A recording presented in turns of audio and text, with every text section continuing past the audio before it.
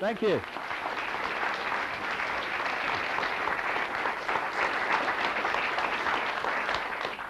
Hiya. Well, these things here, by the way, are not security cameras. Keeping an eye on me, like. But they're a part of a production of a video, because the information that I'm going to present tonight will then have the opportunity of going literally around the world, so that more and more people can realize that maybe there's just a little bit of a difference between what we're told is going on in the world and what is actually going on in the world.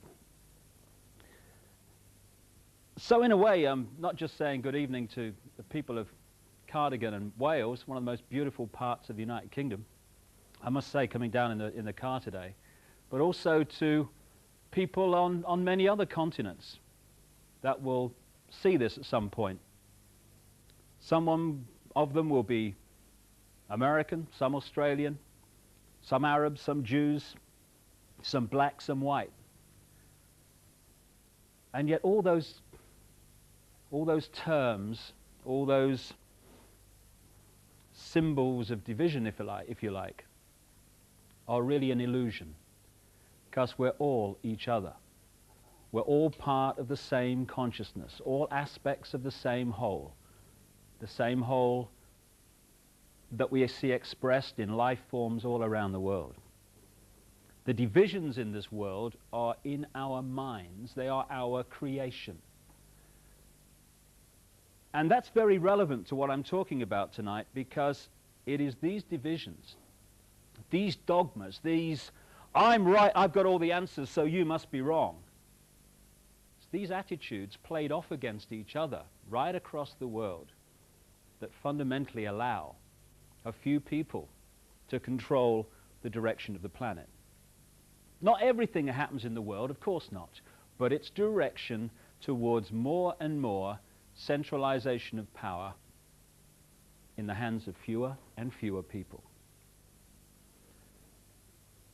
It was kind of interesting, you know, in the early 1990s when the top of my head blew off and I kind of was staggering around trying to make sense of what was happening to me, because suddenly I was seeing the world in a very different way, and I was seeing myself in a very different way. Some people call it a spiritual awakening. Notice spiritual awakening, not religious awakening. I'm going to have some t-shirts done, you know, God save us from religion. It's kind of funny, you know, you talk about spirituality, people think you're talking about religion. Often it's the opposite, not always, but often. And religion for me is, in many cases, the opposite of spirituality. In my definition of religion, religion is the greatest form of mind control yet invented, and at its most extreme, psychological fascism, the manipulation of fear and guilt to control. Spirituality is the opposite of that. It is setting the spirit free, celebrating our uniqueness, because we're all aspects of the same whole, but we're all unique aspects of the same whole. And crucially, respecting everyone else's right to express their uniqueness, free from imposition of someone else's belief system, someone else's version of right and wrong, moral and immoral. All this is crucial to how a few control the world, because we have become, yes, in many cases, terrorized into denying what we are unique. And once we do that, we become a herd mentality. And it is the herd mentality that is the vehicle for the manipulation of the world by a very few people. I'll give you an example of what I mean. Symbolic example. I was down south in England, I don't know, 2 or 3 years ago now, and across this great area of, it was one of these Iron Age hill fort type things, but across it was this vast herd of sheep, hundreds of them. Never seen so many sheep in one place. And it's a nice day, you know, and I'm enjoying the day. And then the farmer arrives in his pickup truck, parks it, gets out of the truck, and I swear to you, I don't think he even moved an eyelid. stood there against a stick. One or two or three of the sheep immediately react to, it must have been his eyelids, I guess, I don't know, because they're going in the desired direction.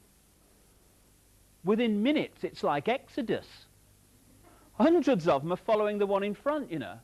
I haven't got mine of my own. We did this yesterday, so we do it tomorrow. I guess we'll do it today and all that stuff. And the few stragglers, and there were remarkably few, who didn't immediately conform to what you might call that bar mentality, they were given the extra dose of fear with the sheepdog. Row, row, row, row. All right, all right, all right, I'll go quietly.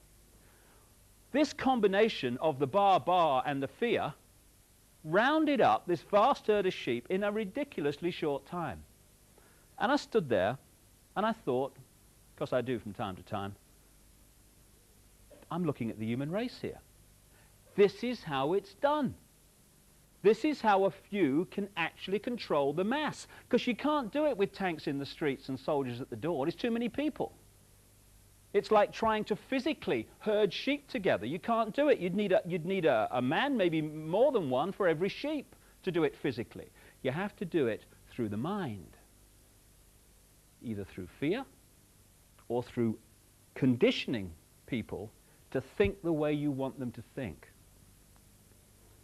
So these hundreds of sheep were rounded up by one fella flicking his eyelids every now and again and a sheepdog dispensing fear. And that's how it's done in human terms also. It's amazing the extent to which we have given our power away, our spiritual power. When I come to the spiritual side of this, and I emphasize again, not the religious, in the second half of what I've got to say, it's all about taking our power back. Because once we do that, it's all over. The great pyramid of manipulation that I'm going to talk about tonight becomes impossible. But when we give it away, we're a doddle to manipulate. We've even given our bodies away, you know. It's funny, this. It's, apart from our mind, it's the one thing that is us. We own it. But we've given it away. Brought home to me, I went into National Health Service Hospital a little while ago with my boy Gareth, who plays football.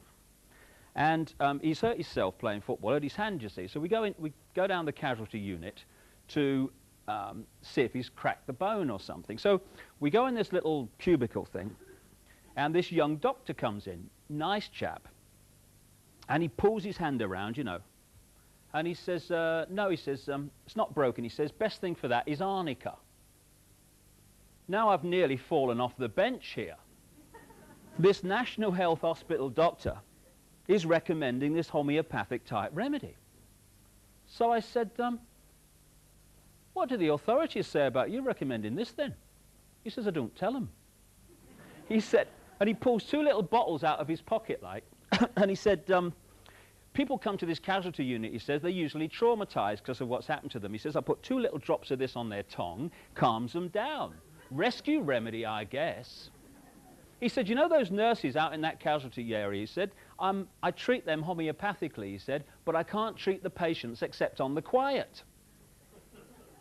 Same in America, same in these other areas of the world where they have the same basic system, which is to tell us what we do and don't do with our bodies and how we treat them and how we don't treat them. Because when I was sitting in that unit, that casualty unit with that young doctor, I thought, how many people contribute their money to fund the National Health Service or the Human Debris Processing Unit, which it's fast become, to make it possible for it to continue? Millions and millions of people do that. Every week, every month, they fund the thing. How many people decide that for that money, we will not be offered the great spectrum of healing knowledge going back to antiquity?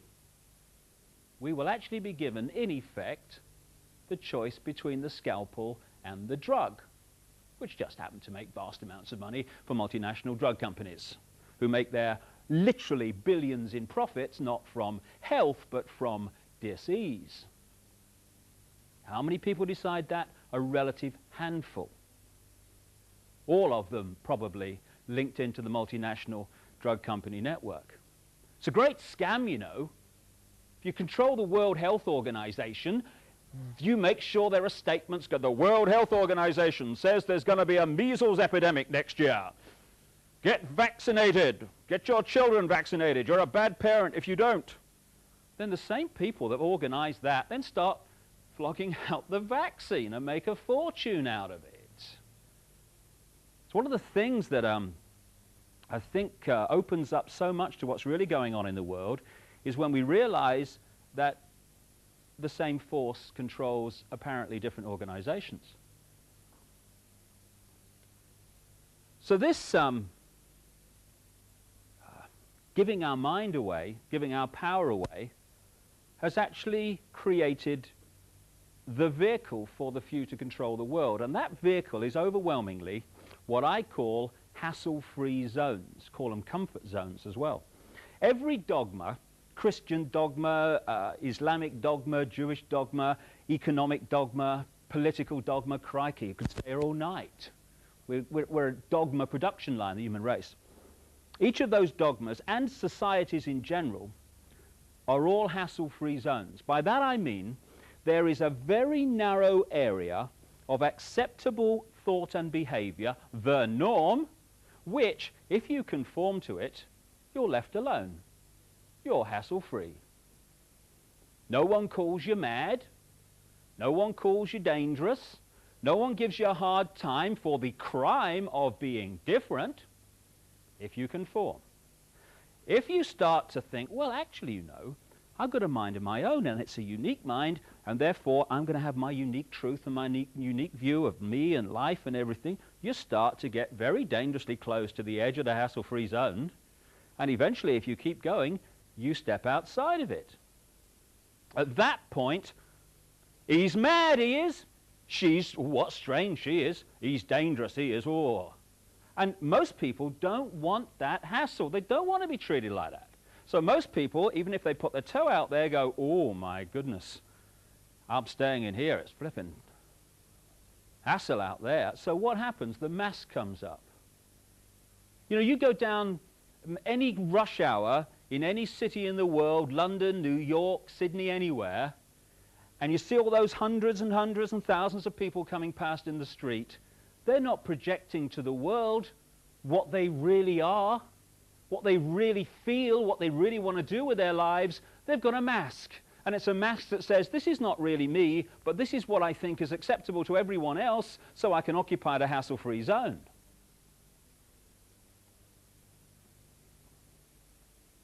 And for me anyway, it's that war in the psyche between that part of us that I call I am me, I am free, that wants to flow with our uniqueness. The war between that and the part of our psyche I call, oh my God, which is at the heart of emotional, mental, and therefore physical dis-ease in the world. And what it's also created is a mass schizophrenia. Because not only are we slaves to impose thought and behavior as a human race, we're also the police force of all the other slaves. Hilarious, really. When you're on the edge of the hassle-free zone and you are thinking, if I go any further in what I say and do, even though I think it's right, I'm going to meet hassle for being different. You're not standing there thinking, if I do go any further, what will Bill Clinton think of me? What about the Prime Minister of Britain? What will he say? And the Governor of the Bank of England? We're not saying that.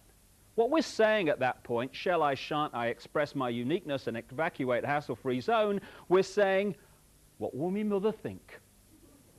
What about the neighbours? Or what about the blokes down the pub? Oh my God.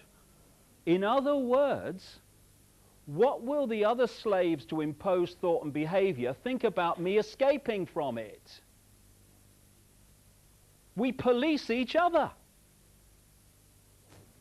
It's like having a cell full of prisoners, and once one of the prisoners finds a means of escape, it's all the other prisoners that run to block the exit.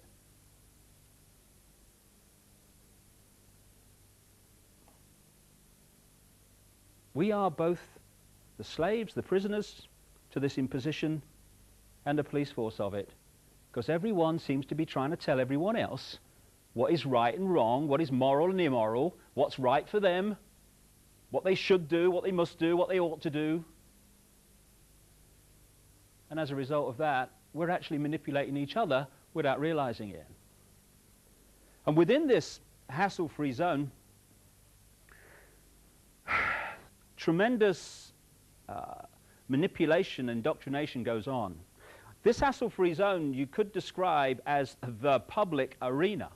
And if you look at the media, what is the media? The media is the collective police force of the hassle-free zone for anyone who steps out of it in public. People think, you know, when you say the media is controlled and the media is part of this manipulation, that you must therefore be saying that there is a manipulator in every newsroom all over the world standing behind journalists saying, no, no, can't write that, you changed that, this is what I'm telling you, you write that, okay, that's fine. You don't need all that. Once the structure, the mindset is there, then the media just does it without manipulation, although there are key people like media owners and stuff that are certainly kind of involved in what I'm going to talk about tonight. But in general, what does the media do? It defends and uses as its point of reference from which it judges everyone and everything the norm in society. In other words, what the hassle-free zone says is reality. Example, a few centuries ago, if we'd have had today's media, they would have dismissed as mad or condemned as bad anyone who said the earth was a sphere, was round, because the hassle-free zone's version of reality at that time was that it was flat.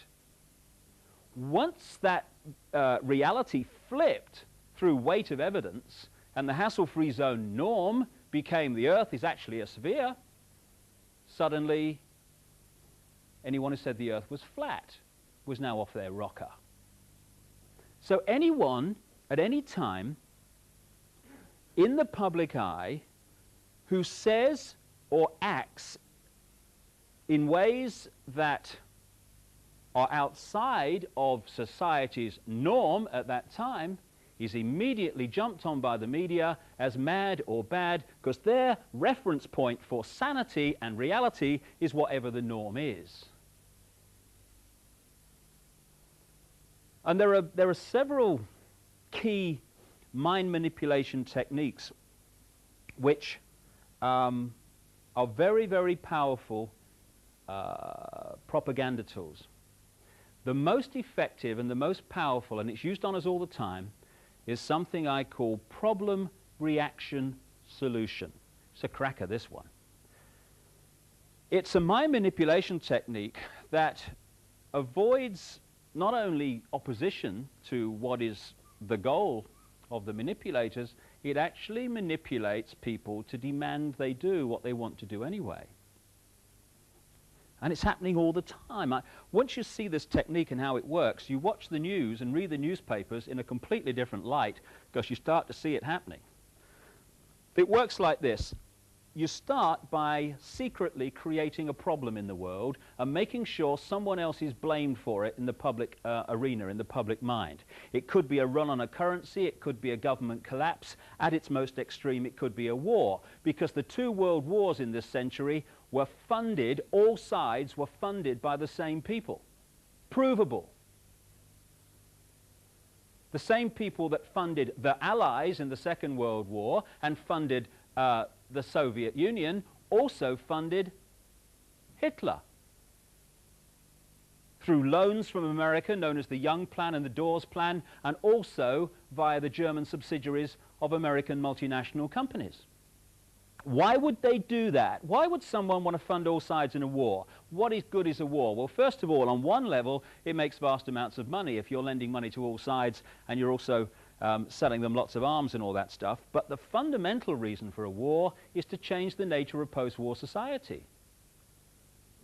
And what we saw in the First World War and the Second World War were massive global examples of problem, reaction, solution, which work like this. The problem's created secretly.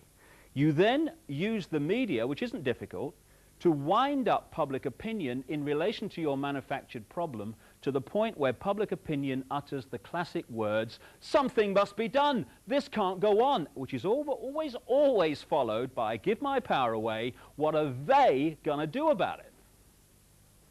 And at that point, those who created the problem and got someone else to be blamed for it wound up that public reaction, then openly in the public arena, in the parliaments of the world, in the newspapers and on the television, offer the solutions to the problems they have created. And in doing so, they get vast numbers of people to demand what they want to do anyway. For instance, if you want more cameras in the streets, crikey, they're going up all over the place in Britain. If you want more cameras in the streets, you want a more armed police force, you want more authoritarian laws, greater erosions of freedom, and you want the public to demand you do it, then get the public frightened of crime. Either let society break down so there is more crime, or emphasize crime to be worse than it really is in some areas. Get people frightened, and the first thing people do when they're in fear about something is they look for someone out there to protect them from what they're frightened of.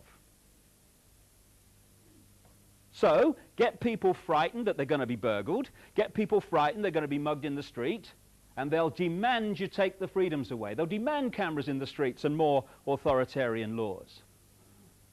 I turned on the BBC Radio 5 last year, and they had an item on cameras in the streets, because they're going up everywhere, these things, you know. You want money for homeless people? Oh, the economy's not too good, you know, you have to wait for these things. You want cameras in the street? They'll write the check. And this guy was from a council in East Anglia, Norfolk, I reckon. And he said, to be honest, he said, crime rates in our area don't justify cameras in the streets. He said, but our people think they do, so we're putting them up to make them feel better. Problem, reaction, solution. And we have a very topical example of that in the last few years, Bosnia. The goal of this manipulation, and has been for a very long time, is to get the world population, or that majority of it anyway, to see as a good idea, or the only option in given circumstances that are manipulated into place, the creation of a one-world government to which nation-states would be principalities, administrative units, a world central bank which would administer all financial transactions on the planet, a world currency which wouldn't be coins and notes, it would be merely electronic, cashless society, for which there are fundamental implications for freedom, as we'll see as we go along tonight.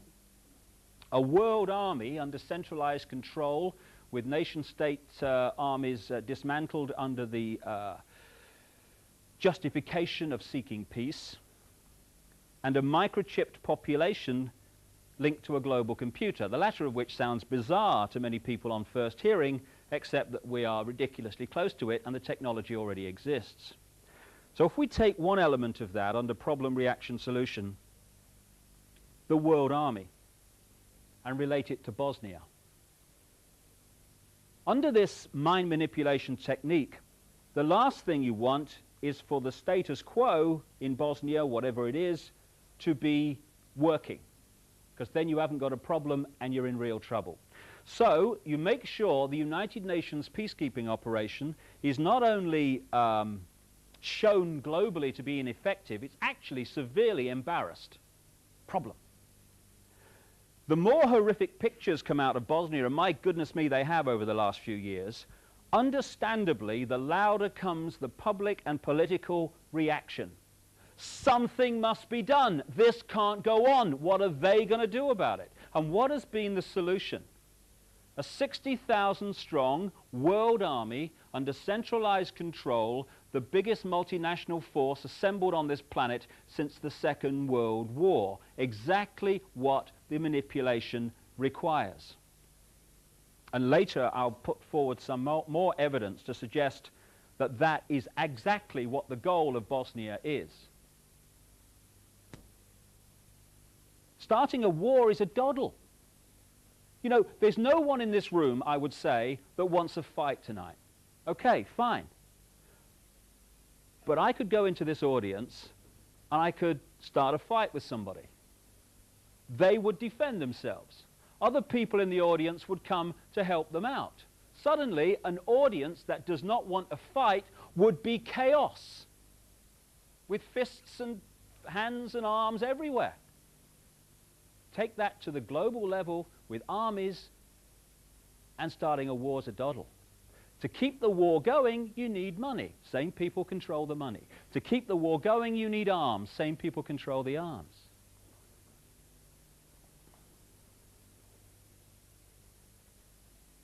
The way that this can be done with a very few people, at the peak, that is because if you look at every organization today, be it a university, a school, a government, a secret society, anything, a multinational company, business of any kind, they're structured as a pyramid. The pyramid is the structure of society today. I believe that we're actually moving in this spiritual awakening that's going on now from the pyramid to the circle, which is a very, very different way of people contributing to society. But at the moment we have the hierarchy, the pyramid, which works like this. In any organization, you've got a very, very few people at the peak of the pyramid. That very few people know exactly what that organization's about, what its real agenda is, what it's really trying to achieve. The further you come down from that peak in any organization, you're meeting more and more and more people who know less and less and less and less about what the organization's really about. They only know their part. The CIA call this compartmentalization, keeping from everyone else in the pyramid how what they're doing in apparent innocence links in with what other people are doing in apparent innocence to produce a very sinister pattern. I was talking to a guy who worked for 20 years at the listening station at Cheltenham, GCHQ. And he was telling me that that building is actually structured under this process of compartmentalization. If you work at GCHQ, you have an electronic card which only gets you in that part of the building where you work. You can't get anywhere else. So the only people in GCHQ who know everything that's coming in, how it fits together and what's really going on, what the real pattern is the very, very few people at the top. This is how it works all along. The Freemasons are a classic example of this. When you say that the Freemason secret society is involved, people think that you must be saying that every Freemason wants to manipulate the world to global dictatorship. Utterly ridiculous. Of course they don't. But if you look at the Freemason structure, the vast overwhelming majority of Freemasons in the world, you know, the ones that go down the local lodge and roll their trouser leg up and show their left thing or whatever, you know. Strange. I've always wanted to do that. It'd be a bit of fun. They never get higher than the bottom 3 levels of degree, the overwhelming majority. But in the Scottish Rite of Freemasonry, which pervades much of world politics, particularly in America and other areas, there's another 30 degrees above that to the 33rd degree, which the vast majority of Freemasons never get near. And there's another 13 levels not officially accepted to exist, which some people call Illuminati degrees, which at that level, the Freemason secret society is in a different universe to the part where the vast majority of Freemasons exist right down here. Compartmentalization. This is how it works. So every one of these institutions that control the direction of the world and our daily lives is a pyramid.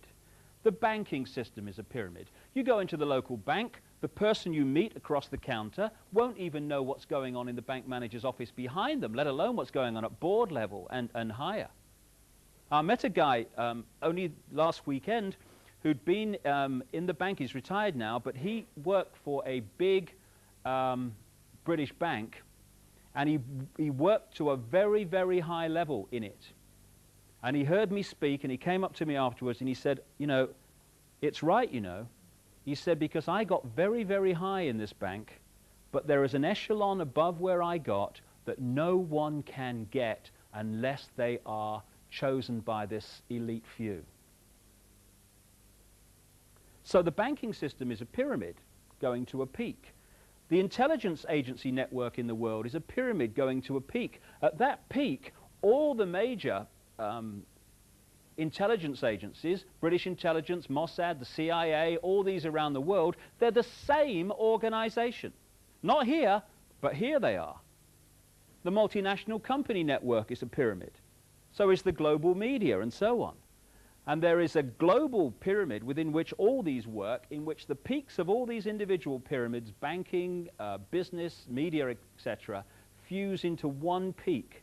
And up there, it's speculated by many people, there perhaps may be no more than 13 families, 13 people at the peak, pervading down through these different levels the same basic policy, which is pushing the world towards more and more centralization of power. And within this global pyramid are a series of organizations which, from my experience anyway, most journalists will never have heard of.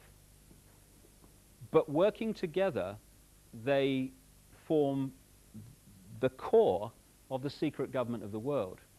And this is operating well above the level of the Clintons and the Majors and the Coles and so on. Indeed, they are manipulating events to make sure that their people get into positions of power. There is this like cozy little myth that is perpetuated between politicians and the media. Politicians walk the world stage as if they are the final arbiters of power in the world. So when a president speaks, the cameras run and it's flashed around the world, prime ministers and such like. The media report the world as if presidents and prime ministers are the final arbiters and decision makers in the world, which means that the people above the level of presidents and prime ministers that really make the decisions, they're never looked at or exposed by the mainstream media because they're not accepted to exist. And yet, who decides who becomes president of the United States or even runs for president? Those who control the money, cuckoo land it is to run for president, and those who control the media. Same people control both. Though they decide not only who runs for the Republicans, they decide who runs for the Democrats as well, and so it is around the world. This group of organizations began to be created after the establishment of a secret society in Britain, because Britain's been a real center for this. A secret society called the Round Table, involving a guy called Cecil Rhodes, after which Rhodesia, now Zimbabwe, was named. In 1919, the Versailles Peace Conference, the American members of this Round Table Secret Society, who just happened to be, merely coincidental of course, the main players behind the American government that went in and fought the First World War, met at the Hotel Majestic in Paris with the British members of this secret society, which, yet another coincidence, just happened to be the key members of the British war cabinet in the First World War. And they decided to start to create offshoot organizations which, working together, would constitute the secret government of the world, or a big chunk of it. The first of these organizations was set up in London in 1920, called the Royal Institute of International Affairs, also known as Chatham House. Again, these organizations are pyramids, with most people involved in them not realizing the real agenda. And all these organizations are projected at the world as this term that's emerged over the last 20 years, think tanks, debating organizations. In 1921 came the next in these organizations. The American version of the Royal Institute was known as the Council on Foreign Relations. Now, since 1921, virtually every president of the United States has been a member of the Council on Foreign Relations. The Royal Institute of International Affairs works to control British domestic and particularly foreign policy. Don't matter who's in, Labour or Conservative, same people run the show, which is becoming more and more obvious. And the Council on Foreign Relations in America is there to control and manipulate American, particularly foreign policy, but other policies also. After the Second World War, when we had more centralization of power, because we've had 2 wars in this century now, something must be done, this can't go on, what are they going to do about it? After the First World War, the world was more centralized in terms of power. After the Second World War, it was even more centralized. That was the game, that was the idea, the goal. 1954 came an organization which today is probably the key organization in this network, called the Bilderberg Group. Bilderberg Group met officially for the first time in 1954 at the Bilderberg Hotel in Oosterbeek, Holland, under the chairmanship of a member of the Dutch royal family called Prince Bernhard, who has an interesting CV. He was, according to many published works, a member of the SS before the war, worked for German intelligence during the war, and then became a major shareholder of Shell Oil after the war. The present chairman of the Bilderberg Group is Lord Carrington, former British cabinet minister and foreign secretary when the mistakes were made that led to the Falklands War. He resigned as the result of those mistakes and was given the job as Secretary General of NATO. Nice work if you can get it. Lord Carrington and his buddy Henry Kissinger come up everywhere. They are 2 of the super gophers of this manipulation. They're not top of the pyramid people necessarily, though Kissinger is up there. They are people who go around manipulating into place the policies decided, playing one off against the other and such like. The Bilderberg Group, like all these others I talk about, have among their number the top people, and I mean the top people, in global politics. Not Fred Jones, MP for, you know, Margate East or something. Prime ministerial, presidential, ministerial and leader of the opposition level, I'm talking about. The top people in global banking, the top people in the global multinational company network, in the global military. The Secretary General of NATO is always there. Indeed, it's a Bilderberg appointment, that post. The top people in the global media. The Bilderberg Group has a steering committee which meets all the time, monthly, usually in Britain, to discuss policy and keep this program going of centralization of power towards world governance stuff, which incidentally the European Union is a stepping stone towards. And then once a year, it meets somewhere in the world in very strict secrecy and has a big conflab with loads and loads of people from around the world coming in. They try very hard even to keep quiet where they're meeting, never mind what they're actually discussing. And I had a series of amazing coincidences when I was writing the book And the Truth Shall Set You Free, for reasons I'll talk about when I come to the spiritual, which put me in the right place at the right time to see things happen or gather information. And one of those things happened in relation to the Bilderberg Group. Last June, I was invited to stay with a schoolteacher friend of mine in Switzerland. The trip had been arranged for about 6 to 9 months. The tickets had been organized. It was all set a long time in advance. About 5 days before I left for Switzerland, I got a letter, a kind of round-robin letter, from a journalist in America who works for an alternative newspaper and has dedicated his life, in effect, to chasing these organizations, particularly the Bilderberg Group, finding out who's involved, what the agenda is, what they're trying to achieve and stuff. And even he, who does it full-time, often only finds out where they're meeting very late in the day. So I get this letter, and it said, I've found where the Bilderbergers are meeting this year. It's in Bergenstock, Switzerland, and it happened to be just down the road from where I was staying at the time I was staying there. Thank you, universe. So I turn up. It's 3 hotels, 3/4 of the way up this mountain at Bergenstock. $1,000 a night suites. I had a bag of sherbet lemons, as I recall. The Park, the Grand, and the Palace. And it's like summing out a James Bond. I expected, you know, the car chase to come past me any minute, that kind of atmosphere. Mercedes everywhere. And why is it, I wonder, that whenever there's Mercedes around, there's people like that, with shoulders like that, and big double-breasted suits like, and whether they've got bad memories, I don't know, but they've got little name tags on them, you know. It was obviously something was going on and being organized. So I enjoy the atmosphere for a while. I think it's very strange, and I leave. And then I come back on the last of the 4 days they met. What a difference. Now I can't get on the mountain leading up to the hotels because the road is blocked by the Swiss police right at the bottom of the mountain. Across the mountain are military lookout posts. According to this journalist, in the early days, there were helicopters all over the mountain surveying the place.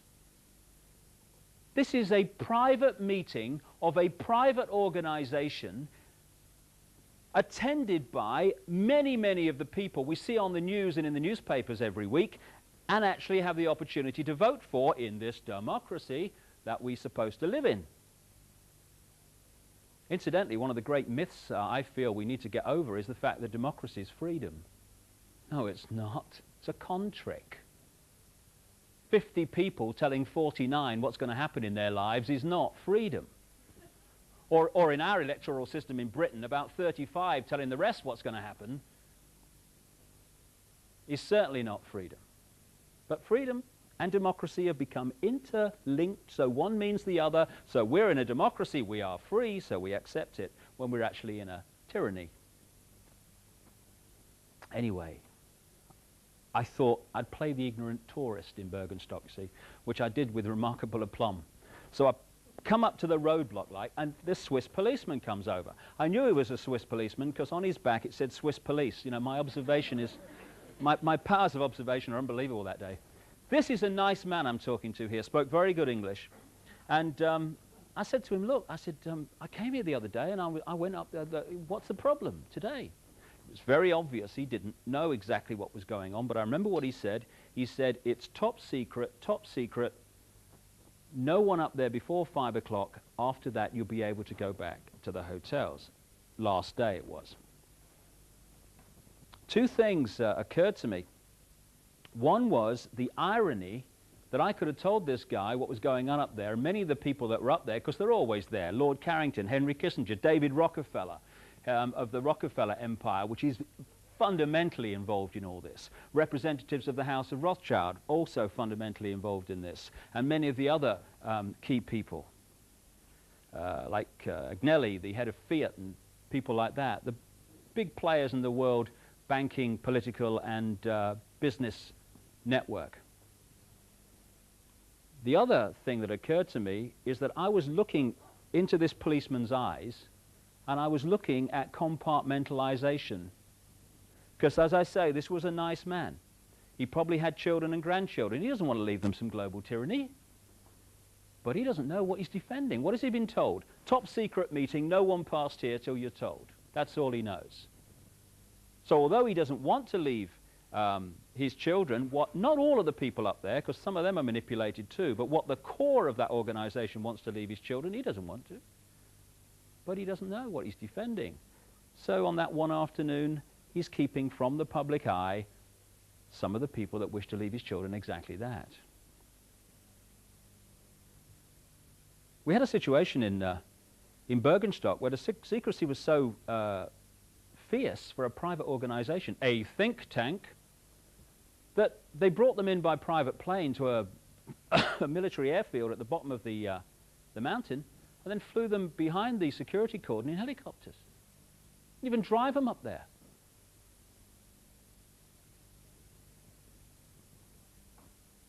And it's amazing how if your attitude turns out to be the right attitude for the people that control that organization, how your career can soar after you're invited to these conflabs.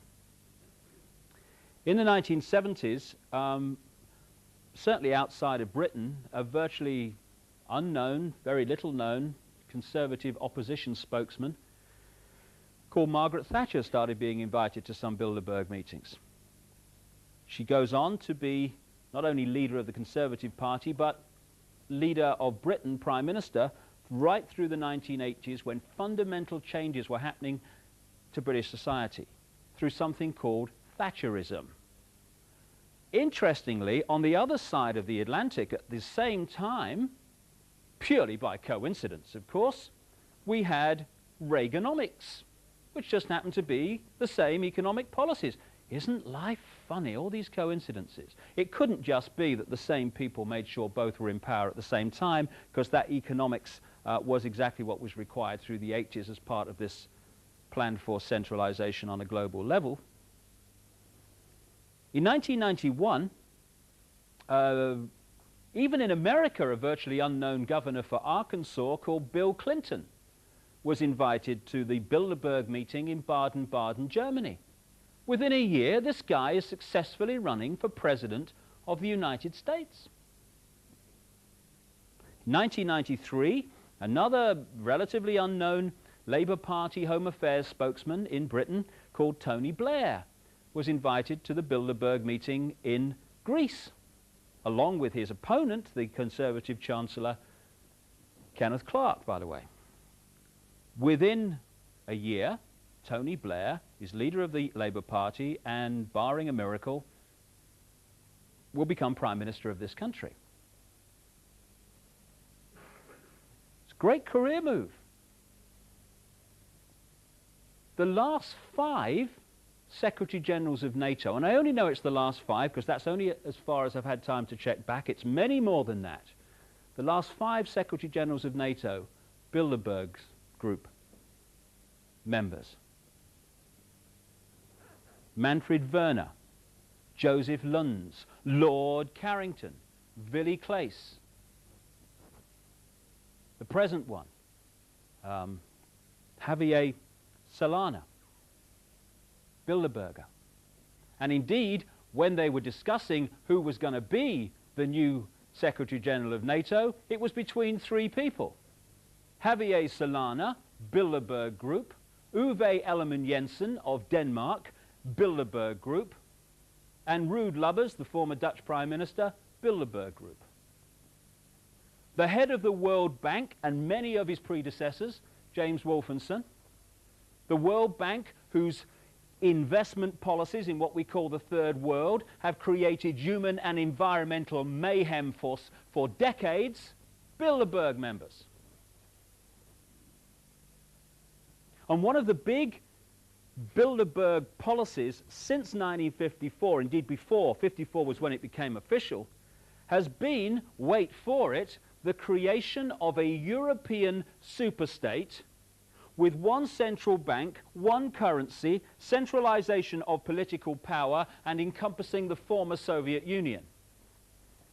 Who is the biggest voice in Europe today saying we must not fall behind the time scale for the central bank and the currency in Europe?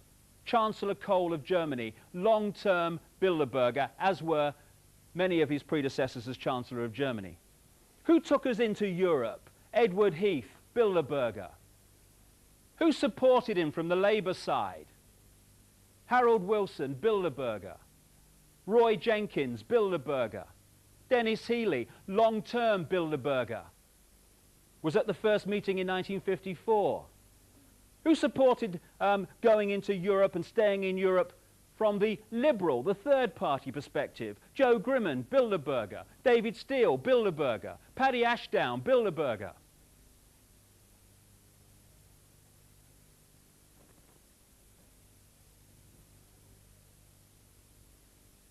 The key posts that control decision making, which pushes further and further towards centralization of power, all or most of which, increasingly all, are peopled by members of these organizations. Now this may be a magnificent coincidence.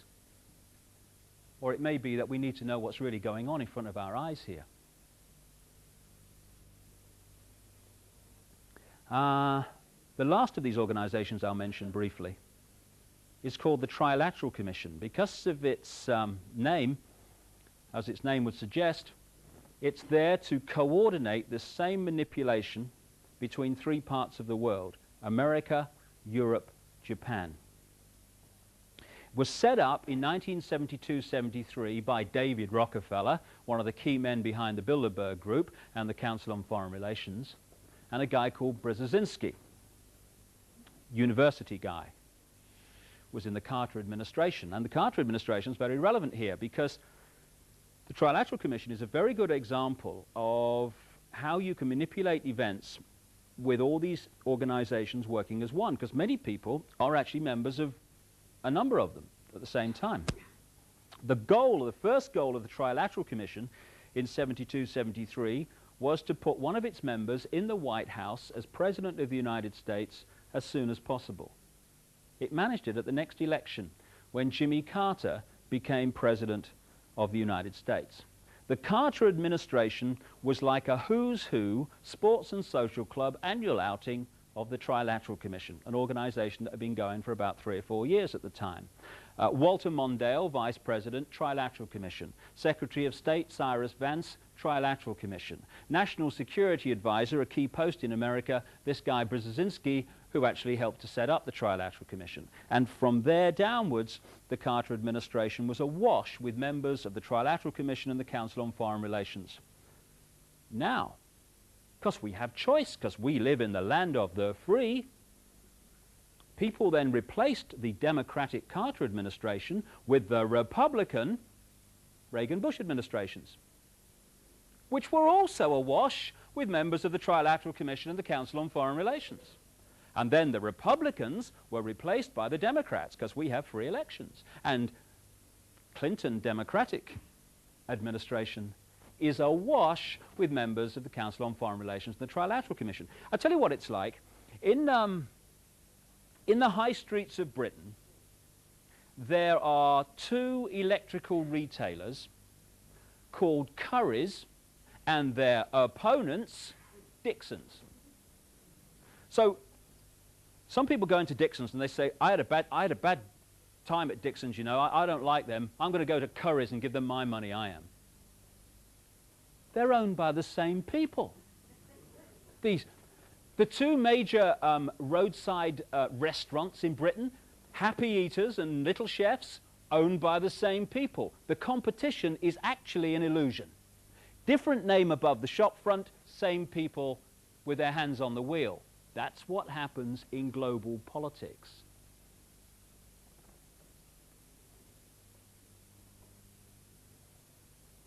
Why, you might understandably ask, aren't we told about this by the global media? Why aren't we told about these meetings which the alternative media can find out about with difficulty, but they can? And the common themes between people who are in the major positions in the world. How people from apparently different sides in politics who argue in public are actually attending the same meetings of organizations with a proven agenda of world government, world central bank, world army, world currency, microchip population. I offer this as a possibility. Maybe, just maybe, we don't hear about the Bilderberg Group and its attendees in Telegraph newspapers in Britain, because Telegraph newspapers are owned by something called the Hollinger Group, which is owned by a man called Conrad Black, steering committee member of the Bilderberg Group. Incidentally, 2 of the people on his board of directors are Henry Kissinger and Lord Carrington. Maybe we don't hear about any of these organizations and their agenda in Rupert Murdoch's News International in Britain, which owns a stream of newspapers and Sky Television, very much involved with, of course, because the former executive chairman of News International and still a board member is a guy called Andrew Knight, core steering committee member of the Bilderberg Group. Maybe in America they don't hear about any of these organizations in one of their most influential newspapers, the Washington Post, because the Washington Post and a great long stream of other organizations and publications are actually owned by Katharine Graham, who's owned the Washington Post going back to Watergate and beyond, where they were very much involved, of course, in removing Nixon, because Katharine Graham is a member of the Council on Foreign Relations, the Bilderberg Group, and the Trilateral Commission.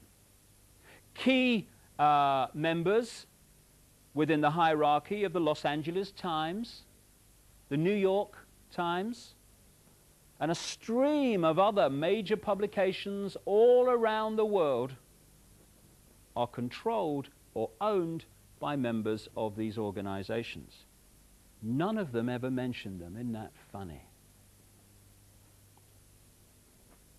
So what we're looking at here are organizations within organizations. So while apparently people in the banking system here appear to be isolated from the political system here and the media here, actually there is one central organization which actually manipulates and coordinates a policy among all these apparently unconnected institutions of the world. Which kind of brings us back to Bosnia. I believe passionately that Bosnia is a horrific case of problem-reaction solution, bringing into being, or very much closer, the establishment, the precedent established of a world army. Interesting, therefore, to look at the major peace negotiators in Bosnia appointed since that horrific conflict began. The first European Union peace negotiator appointed was Lord Carrington, President of the Royal Institute of International Affairs, Chairman of the Bilderberg Group, member of the Trilateral Commission. He was replaced as European Union peace negotiator by Lord David Owen, Bilderberg Group, Trilateral Commission, who was replaced by Carl Bildt, former Swedish Prime Minister, Bilderberg Group.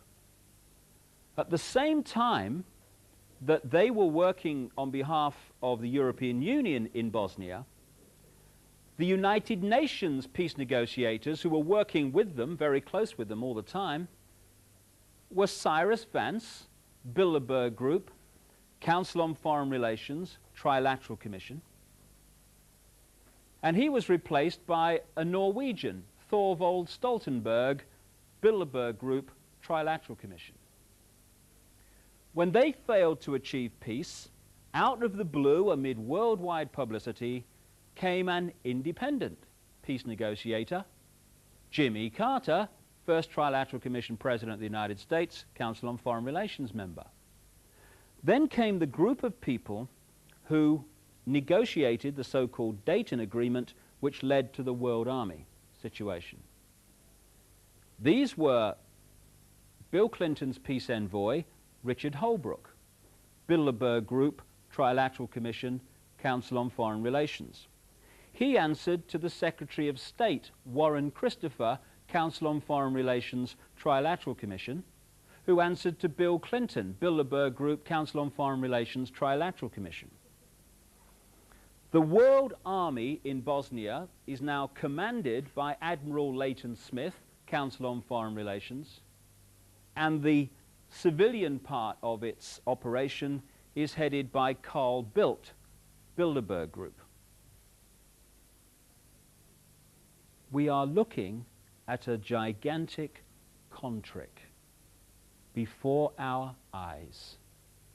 We don't live in a democracy in this country or in America and these other places. We live in a one-party state where the same force from the peak of the pyramid string pulls all sides. A few years ago, they had a democratic election in America, and what appeared to happen was that George Bush, Republican, was replaced by Bill Clinton, Democrat. But what actually happened? George Bush, Council on Foreign Relations, Trilateral Commission, 33rd degree Freemason, funded by the Rockefellers, was replaced by Bill Clinton, Democrat, Council on Foreign Relations, Bilderberg Group, Trilateral Commission, 33rd degree Freemason, funded by the Rockefellers. We're free, honey. Play the national anthem. One-party state. Different names above the shop fronts, same people control whatever. Which is why, as we all say all the time, it doesn't matter who you gets in, they still do the same. Of course they do. Because the same people are string pulling the whole show.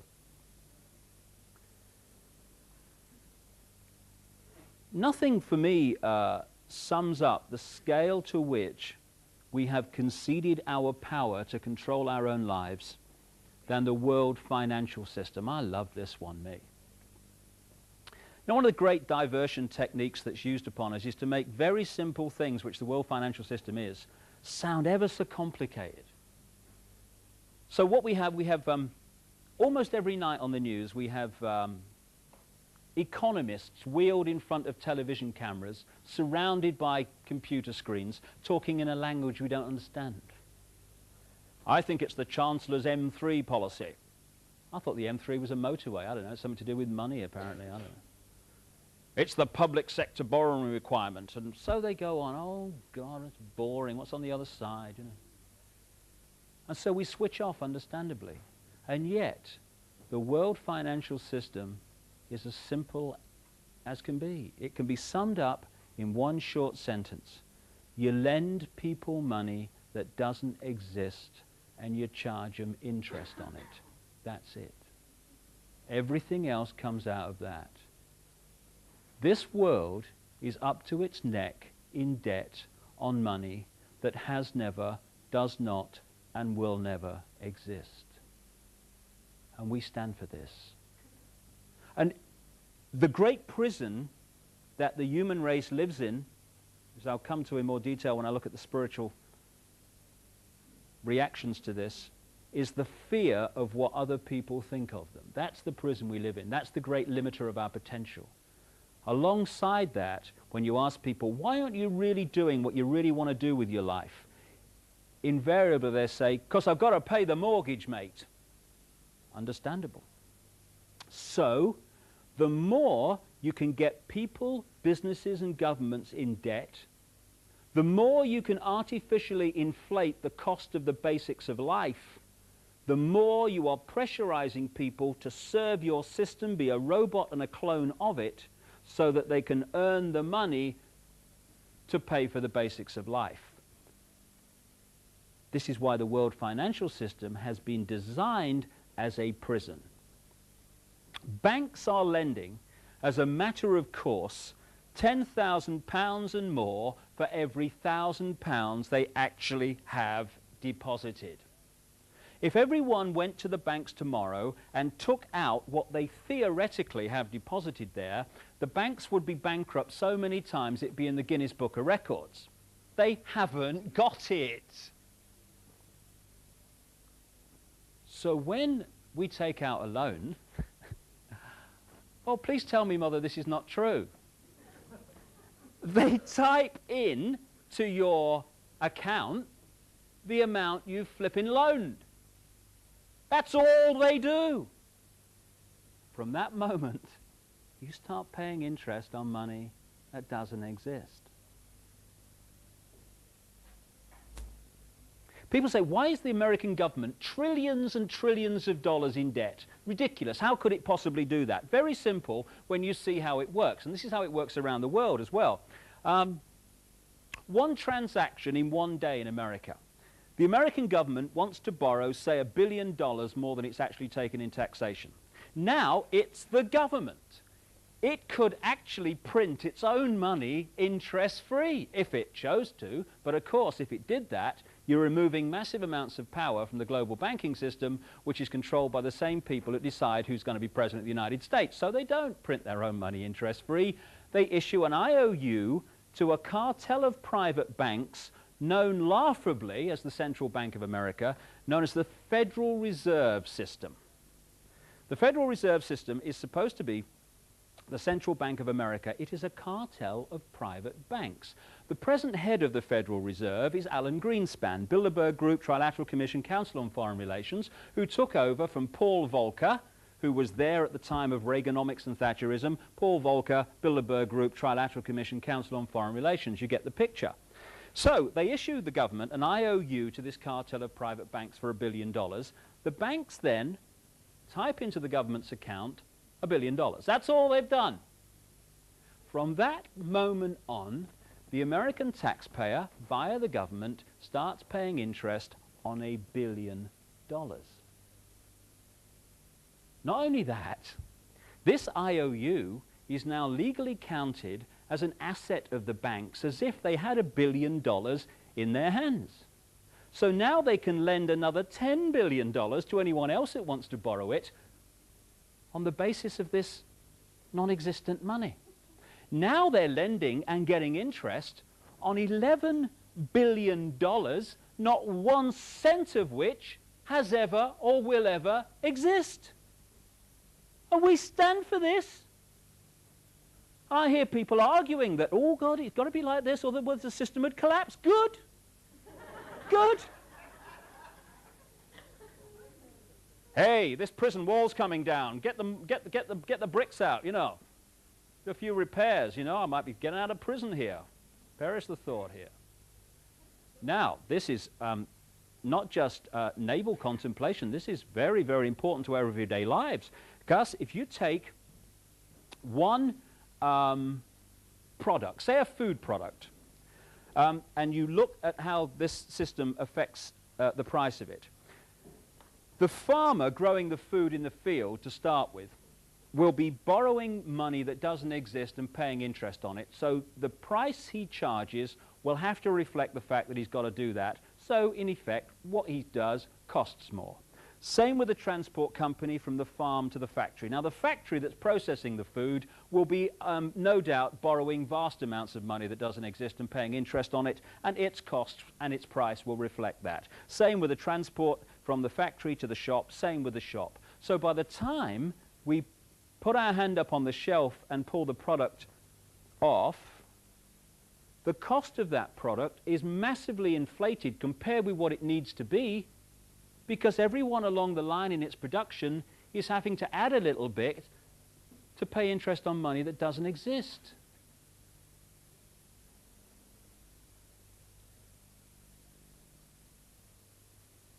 Wake me up. This is why we buy 3 houses to live in one. We do this. I went up into the National Westminster Bank in Durham, the north of England last year, and I got one of their mortgage leaflets. There it was in black and white. If I take out a loan to buy a house from the National Westminster Bank of £50,000, I will pay them back £152,000. I will buy 3 houses for the privilege of living in one, and my mortgage payments will reflect that. Therefore, the pressure for me to serve the system, to earn the money to service that debt, will be greater. And what did it say on this leaflet? The National Westminster Bank, we're here to make life easier. Great question. I found anyway, because all this is flipping opened up to me in the last few years. I didn't come out the womb saying I know it all. I can see what's going on. It's just information that's opened my eyes in the last few years. And one of the questions that I've realized opens up so much, it's a very simple one. Who benefits? Who benefits, for instance, from me accepting the version of events about the Oklahoma bombing and many other things that various media organizations and official governments and stuff are telling me is the right version of events? Who benefits? Well, who benefited from the Oklahoma bombing? Anyone who wants to centralize more power in the law enforcement agencies in America certainly has benefited from that. And as Bill Clinton said 24 hours afterwards, we must have an easing of restrictions of on the military's involvement in domestic law enforcement. Problem, reaction, solution. And there's so much about that Oklahoma bomb that has never come to light publicly in the main arena that I've seen, and I tell you, the government version of events is a farce and a complete lie. Anyway, who benefits from us buying 3 houses to live in one? Another part of that question. Well, say the house costs £60,000. The builder who actually creates the thing and makes it a reality, he don't benefit from me buying 3. He's paid out the 60 grand. He's paid out on me buying 1. The guy who produces the materials to the builder so he can build the house, he's paid out the 60 grand. Everyone who actually creates the house is paid out of me buying 1. One person and one person alone benefits from us buying 3 houses, sometimes more, to live in one, and that's the guy who's lending us money that doesn't exist and charging us interest on it. And we stand for this. And a few people can't control the direction of the world. Well, we'll give our power away to this extent. It's a doddle. Interestingly, 2 presidents of the United States in the history of that country have suggested and in some small way begun to introduce interest-free money that wasn't borrowed from the banking cartels and interest paid on it. Those 2 presidents were Abraham Lincoln and John F. Kennedy. They have one other thing in common, you might recall. But perhaps the most grotesque aspect of this whole nonsense of interest on money is what we call third world debt. Third world debt has crucified vast tracts of our fellow humanity and continues to do minute by minute.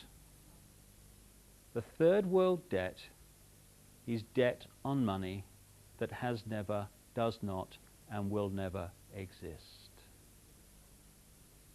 Last time I saw the figures, around 400,000 children in Brazil died from hunger-related disease every year. And at the time I saw those figures, Brazil was the 2nd biggest exporter of food in the world. And the money received from that export, great chunks of it, were servicing interest on money that has never existed. And as one Brazilian official I was reading about recently said, most of the money that constitutes the Brazilian debt never left the computer systems of Wall Street.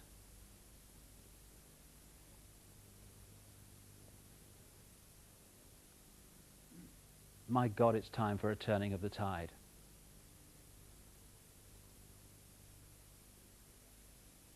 Why can't governments print their own money interest-free and lend it to people interest-free so we buy 1 house to live in 1 house instead of 3?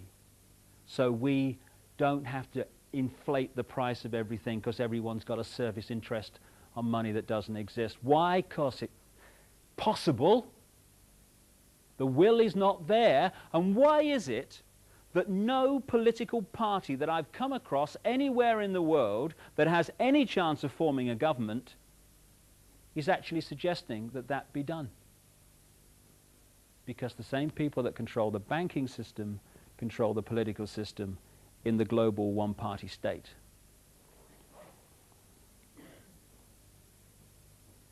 There's one other thing I'll talk about before I look at solutions, which are very simple. Very simple. And that's the microchipped population.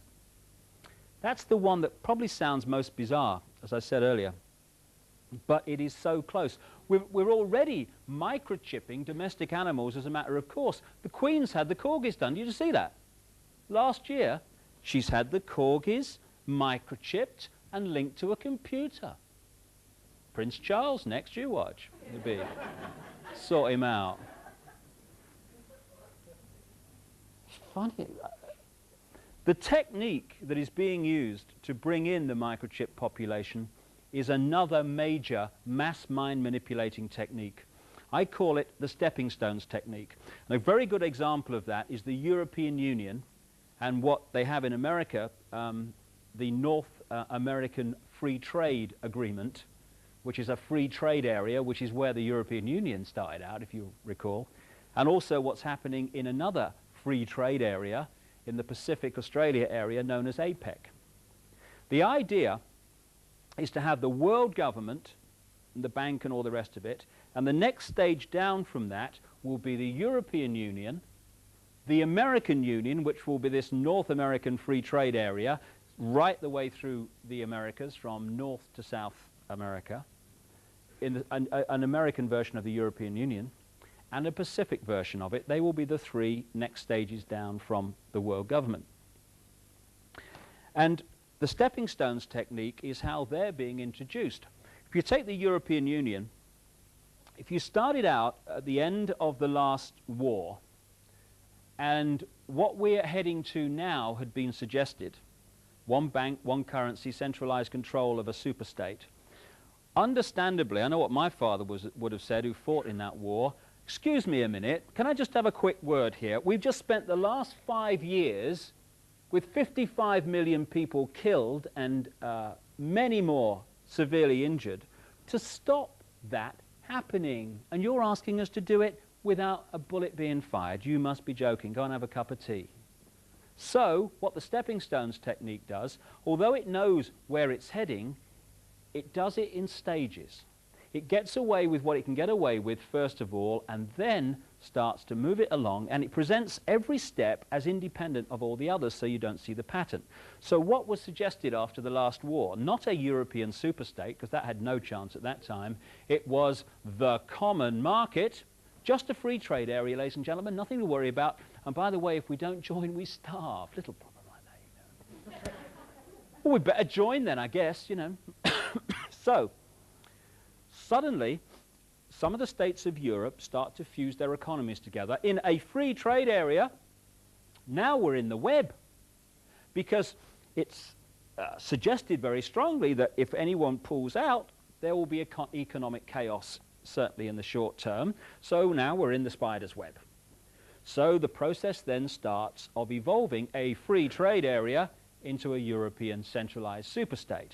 And first we start having commissions which start dictating to nation states. Then we have talk about the central bank. And interestingly, you know, one of the things that was put forward to justify the one currency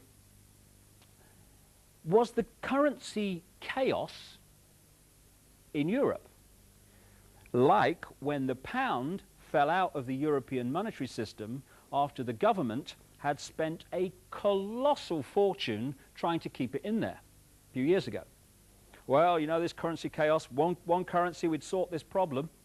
Interesting, therefore, that the person who attacked the pound and caused that chaos was a frontman for the House of Rothschild called George Soros, a world currency speculator. George Soros, Bilderberg Group.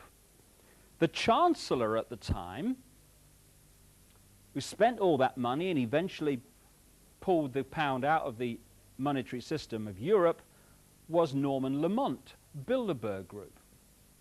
Now, when I was talking in Sweden just a few weeks ago, I was talking about this, and some member of the audience in Sweden came up and said, I couldn't believe it when you mentioned that guy, George Soros. He said, what happened in Sweden, he said, was before we went into the European community, all the opinion polls were very strongly against going in.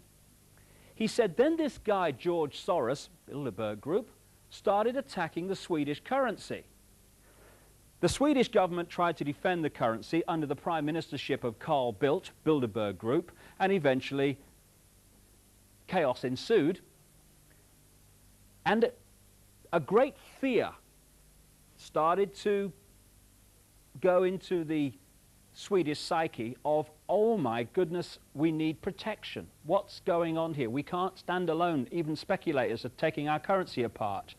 After that, the opinion polls for going into the European community flipped to the majority saying yes, and in they went. So now, stepping stones, we're now in a situation where we are light years away from what we actually joined. Stepping stones. Only now are some people saying, excuse me, have you seen how far we've come? Interesting that right along the line, as the stepping stones are put forward, anyone who challenges the stepping stones is then manipulated into continuing the journey. I was speaking in Denmark at the time. I was in the Swedish area also, and what they did was had a referendum which voted against Maastricht, against the European Union. They then had another referendum not long afterwards, which then said, yes, we'll go in. And as one national newspaper editor in Denmark said to me, he was told by one of the big pro-Maastricht people in Denmark, we're just going to go on having referendums until we get the result we want. That's how it works, because we are in the land of the free. So that's the technique, and it's being used to bring in the microchip population. And the big stepping stone to that is the cashless society. Coins and bits of paper might not seem to be a great defender of freedom, but they are for this reason. If you go into a shop now, or a garage or whatever, and you hand over cashless money, electronic money, a credit card, they put it through that machine. And they say sometimes, oh, I'm ever so sorry, the computer won't accept your card. And if you've paid the bill, you might be a bit surprised, but you've got an alternative at the moment. So you say, oh, well, okay, I'll have to check that out. Okay, I'll pay cash. What happens when there's no cash and that computer says no to electronic money, your credit card or the microchip that is planned to replace it? Suddenly, the computer is deciding, or whoever programs it, what, where, and if you purchase. That's the idea.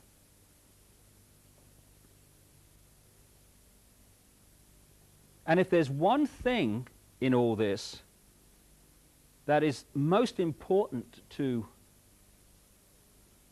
reject, in my humble opinion, it is microchipping of people, because the implications are enormous. Some electronics people who've seen this sort of thing emerging have started to speak out. I've been reading some stuff by a guy in America called Carl Sanders, an electronics wizard. And he's pointing out that, in fact, he's talking himself about his own experience of attending meetings in America and Europe, attended by Henry Kissinger and the CIA, into microchipping of people.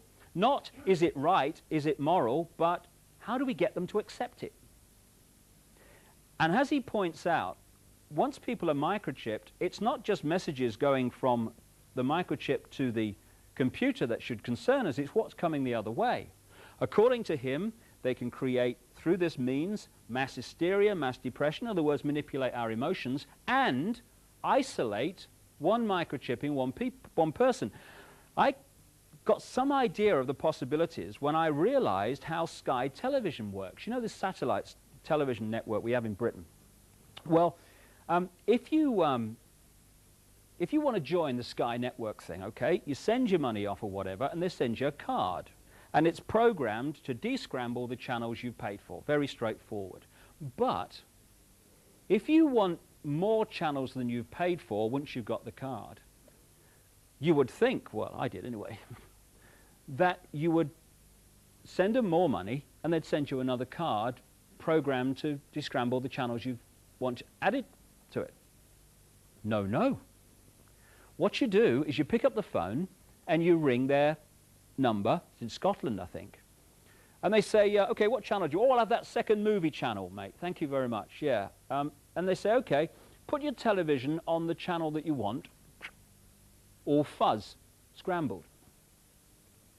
So while you're still on the phone, they say, okay, just tell me what's happening to your screen. Only the channel appearing before your eyes, that's all. So I thought, how do they do that? I heard about it, gave them a ring. How do you do that? What they do is they send out a signal from this central, what do you call it, technology, I guess, and it goes to every decoder linked to the Sky system, but only your card with your number on it picks it up, it reprograms the card to take the new channel, and it comes up before your eyes. When you think there are two types of science in the world, there's the one that is taught in the universities and appears on the television, and there's another one that is light years ahead, secret science, what they can actually do compared with what we see they can do with things like the Sky Television example are vastly, vastly advanced. I wrote a book called The Robot's Rebellion, and I talked about this microchip population idea. And I've even been surprised by the speed of it. I turned on the BBC a few months ago. I don't know whether you saw this. It was funny. Tomorrow's World, you know the science program on the BBC? They had this item on microchipped people, see. What they said was, there's this problem with health records. I thought something must be done then, I suppose. The problem, apparently, was that they don't keep health records for long enough. So they're suggesting microchipping people with their health records to overcome this problem. Now, I never went to university, but I can actually see a solution to the problem of not keeping health records for long enough. Keep them longer. There you go. Let's all go and have a cup of tea. That's that sorted out. No, no. No, no. No, that's too simple. We've got to microchip people. The other thing they said was that doctors would like to have access to medical records if people have an accident. So microchip them. So, takes things on. I don't know about you, but when I was a kid, my mother was always saying to me, you have clean underpants on now, Dave, you might have an accident. You ever get some of that? Yeah. My mother's worst nightmare was not me having an accident so much as me having an accident with dirty underpants on. That was her worst nightmare. But all these years later, we've moved into the modern world. Now it's, you make sure you're microchipped, Dave, you might have an accident. Anyway, in this item, and I checked the date, it wasn't April Fool's Day or anything like that, they had this woman who had had an operation and had been microchipped with her medical records. Oh, it's ever so convenient, she said. I'm eating the cushion in the front room by now, you know. And then what happens, you know in the supermarkets, they got that thing they put across the barcode? Doctor walks into shop with one of them, rubs it up her front. Up on the screen comes this woman's medical records. I thought, I'm going to wake up in a minute here, you know. But at the end of the item came the key little clip, not very long, by the managing director of the company that's produced the technology, the microchip. This is just the start, he says. We can put on this chip medical records, financial records, passport details, social security details, prison record, the flipping lot.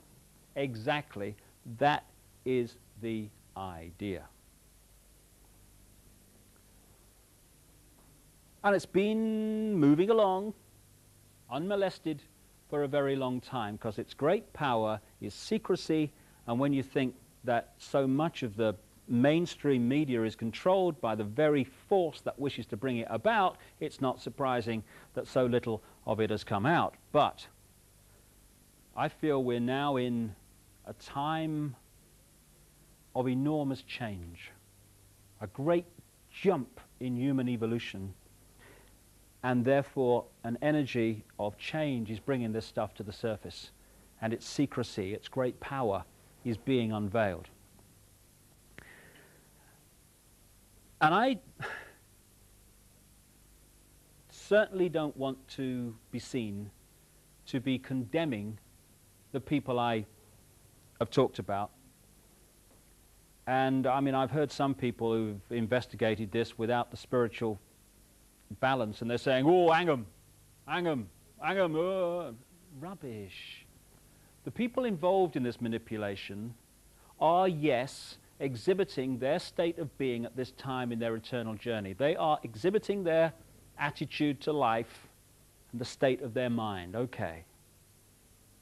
But they're also making a massive statement about us, which we would do very, very well to acknowledge and think about. I don't talk about the Carringtons and the Kissingers and the Rockefellers with hate in my heart or condemnation. I just think we ought to know what's going on so we can stop it going on. Because what I've just described is actually a massive statement about us, because it can only happen because of us and the fact that we have conceded our right to our own power and our own control of our own lives.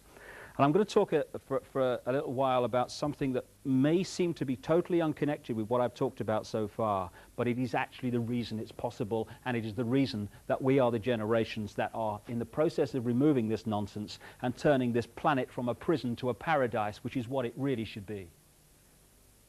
When the top of my head exploded and this awareness started appearing in my mind that challenged both religion and this world is all there is science, I heard this line, "We create our own reality." And I thought, yeah, that sounds right to me. But there has to be a means through which we do it, because there is no such thing as the paranormal and no such thing as the supernatural. They don't exist. Everything that happens in creation is the result of the natural laws of creation and the interaction of energy. What we call the paranormal and the supernatural is merely that which the system wishes to push away. Because, again, I have this word I use sometimes, opposames. Opposames are people and organizations who appear to be in opposition, often appear to be extreme opposition, but actually they're just the same attitude to life with a different dress on. I love the far right and the far left. I love that one. The far right, as symbolized by Adolf Hitler, is into centralized control, military dictatorship, concentration camps. The far, far left, as symbolized by Joseph Stalin, the absolute opposite to that, is into centralized control, military dictatorship, and concentration camps. Yeah, great. It's great to have choice in the world, isn't it? And opposames also applies to religion and science, because they appear to be in opposition, but in one way they're exactly the same. They both survive only through the suppression of knowledge. What we call science, which I understand comes from a Greek word meaning knowledge, and much of our science is an insult to the word knowledge, because it's not about the pursuit of knowledge, it's about the defense of a belief system. You know, it's just another religion, science. Instead of having the dog collar and the long gown, they have a white coat on. It's still the religion. Open-minded science, now that's different. That is in pursuit of knowledge. And more, the spiritual and the open-minded scientific are speaking the same language, and that's the way we're going in this decade and beyond. But at the moment, mainstream science is defending a belief system. So it has this law of physics on which it's all based. And this law of physics says, this world is all there is, we're a cosmic accident heading for oblivion, life's a bitch and then you die. Cheers, that's great news. Yeah, thanks a lot, mate. Yeah, it's really good, that. So, anything that is experienced by people outside of this has to be explained away. Now, it could be explained away by the fact the laws of physics, as we have come to be told about them, are actually fundamentally flawed. But no, hold on. Them physics, they pay my mortgage. They give me my status in life. You know, they give me my credibility. I've been saying all my life that's how things are. I mean, so therefore, I've got to explain that away, because all these people keep having near-death experiences and out-of-body experiences and stuff. So, do you know I've got it? It's the paranormal. It's the supernatural. It's as natural as the air we breathe. And it's in that area, I believe, that we find how we create our own reality, and through that create the reality I've been talking about so far tonight. For me, an increasingly open-minded science, everything in creation is the same energy, and energy is consciousness. They are the same thing. So the energy that is our minds and our emotions and us is the same energy that is every blade of grass and every insect and every tree and every breath we take, every drop of rain. Just as water, clouds, and ice are the same substance in very different states of being, so everything that exists in creation is the same energy consciousness in different states of being. We are like droplets of water in an ocean of consciousness, unique and individual, yes, but together forming the whole. We are each other. I am you, you are me, I am everything, and everything is me, same with everyone. And this gigantic, infinite mind we call God, or whatever name you want to put to it, operates on multidimensional frequencies. It's interesting, because of the influence of religion, when anyone talks about kind of the afterlife, we look up. Have you noticed that? On the flaming roof or something, I don't know. Want to go to heaven? Get a ladder. You know.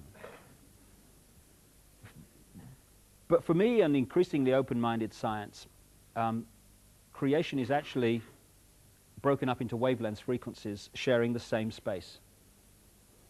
All the radio and television stations broadcasting to this area are occupying not just the space around my body, but the space my body is occupying. We're on different wavelengths. Therefore, one radio station, unless it's very close in its frequency to another, operates in complete oblivion of all the other wavelengths. Everything that exists in creation is sharing the same space that our bodies are occupying and our minds are occupying. What is that line we hear? The kingdom of heaven is within you. Everything that exists is within us. So when our consciousness, thinking, feeling, emotional us, that part of us that is eternal, enters the physical body, the genetic spacesuit as I call it, to experience this physical life, this three-dimensional frequency, world, dimension, we are not a blank sheet of paper. We are already unique. The unique sum total of all our experiences. And I've noticed this with my boy, Jamie, who's 3 now. Because my mind's been open to this in the period he's been alive, I've watched him develop. And he has manifested his own unique character, what he finds funny, what he finds fearful, all these different things without any outside influence. Because he wasn't born into this world as a blank sheet of paper. He was born unique. We're all unique. This uniqueness is broadcast out as a magnetic electrical pattern. For me, everything that exists is magnetic electrical energy. So when people talk about hands-on healing, you get, it's the devil. Or, bloody strange, mate, load of rubbish, mumbo jumbo. What is hands-on healing? It's not faith healing. It is the passing on of electrical magnetic energy from one person to another.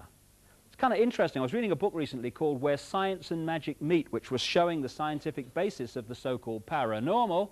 And it was pointing out that of the 285 standing stone circles in the United Kingdom still remaining, 235 are on the same types of rock, and they're all on or close to faults in the Earth's surface that produce a certain electromagnetic field. Because the ancients didn't know what they were doing, did they? You know, because we're state of the art now. So we're putting out this magnetic pattern which is unique to us. It is our sense of self. It is our sense of reality. There's an American comedian called Bill Hicks who summed up my whole attitude to life and everything really and what I'm talking about here in a wonderful line. He said, matter is merely energy condensed to a slow vibration. We're all one consciousness experiencing itself subjectively. There's no such thing as death. Life is just a dream, and we are the imagination of ourselves. And that, for me, is the key phrase. We are the imagination of ourselves. What we imagine ourselves to be is what we create as a physical experience, second by second by second.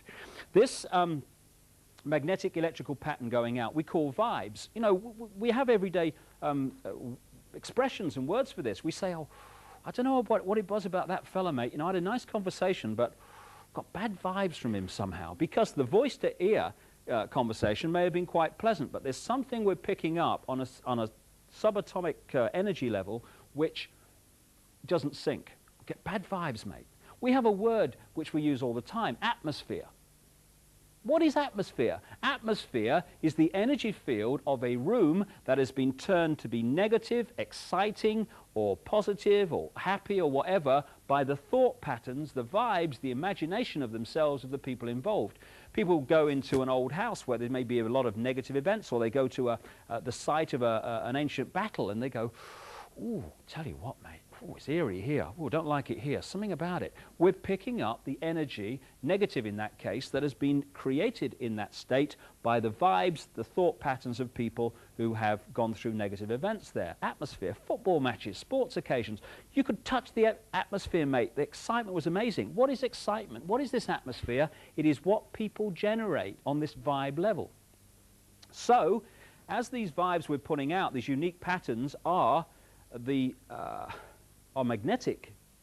They are pulling in constantly other energy fields, which we know better as people, places, ways of life, experiences. In this way, second by second, we are creating as a physical event, physical experience, an exact replica of our subconscious imagination of ourselves in the people, places, ways of life we experience.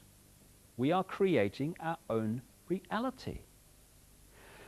When I look back at my own life from this perspective, it is amazing that whatever my physical experience has been through my life, it has been a replica of my imagination of myself at that time. Until relatively recently, I was angry, seriously angry. I didn't know why I was angry, but I was angry. I now kind of looked at it. I realized I was angry about my childhood, angry about my father, but I was angry. My life through that period was a series of angry confrontations. Because even if I was in a bar or in a room and I was kind of physically appeared to be relaxed, got a drink or something, my anger is still going out as a vibe, even though I appear to be quite relaxed at the time. I tell you, anyone who'd had a bad day, I got them. Anyone that was feeling a bit wound up, I got them. I was the person they picked out in the room. And my life was a series of angry confrontations, which created this kind of cycle. I got angry. I felt guilty for getting angry, which made me more frustrated, which made me angrier, which made me have more confrontations, which made me feel guilty, and so it went on, down. And after a while, I thought, hold on a second. Do you know there's one common theme between all these angry confrontations? And it's you. What gives? And I started to look at myself in a different way. I realized that I was angry because most of us are and we don't realize it. And I started to let it go. Interestingly, just acknowledging the anger often lets it go. And I started to like myself. My goodness me. You're not supposed to do that, have you? You aren't supposed to love yourself.